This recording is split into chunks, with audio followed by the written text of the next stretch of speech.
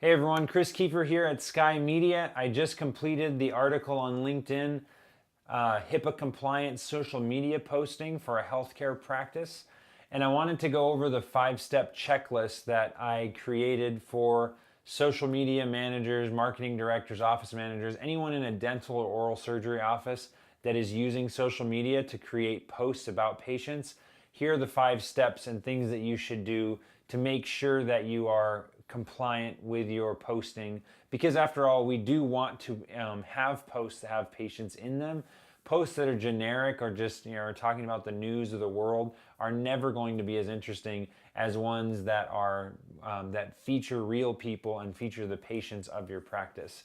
So the first thing, remember that if you're posting on social media and the post that you're posting does not contain health information, patient information, or personal information of someone, you can post it. You don't need to worry about that. So if it doesn't have health, patient, or personal information, you're in the clear. So none of these steps matter. If you are posting something of someone, say you have a picture of someone or you want to mention someone's name, the first thing that I always tell practice to do is get consent from the patient. Always get consent from them. That could be verbal, it could be recorded on video. It's going to vary by state, so you should look at the local laws in your state. But the safest way and very easy way is to get a video and photo release form, have them fill it out when you take their picture, just saying that they're giving you permission to post their photo on your social media page to promote your practice or business.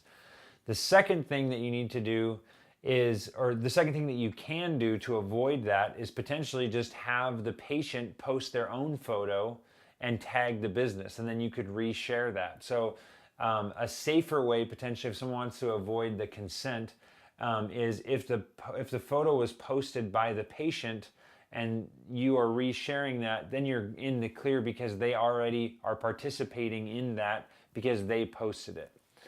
The third thing is, remember that just because you get consent from someone does not mean that you can then share whatever you want about them.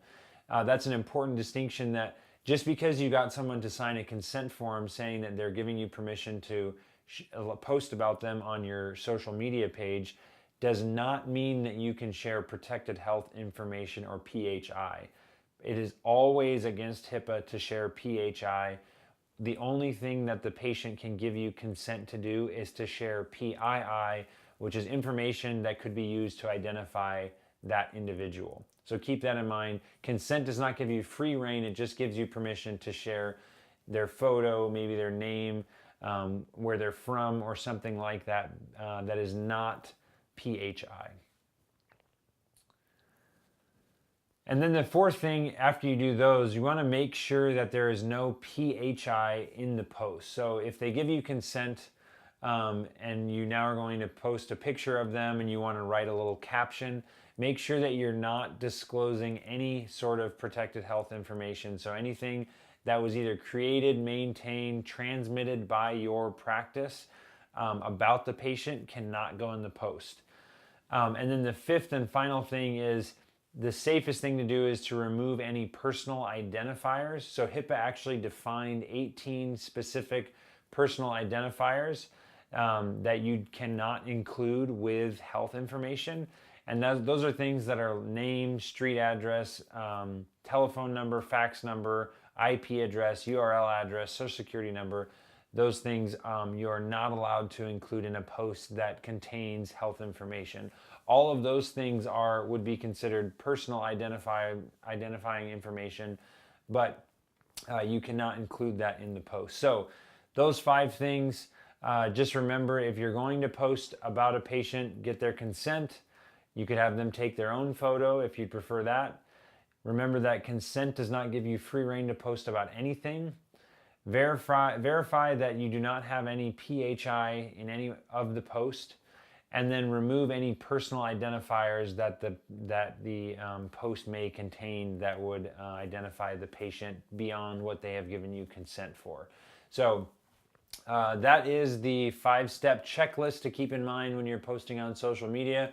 Hopefully that was helpful. You can read the rest of the article if you're interested. I'll include a link below to the LinkedIn article. Thanks again for watching, guys, and stay tuned for more videos.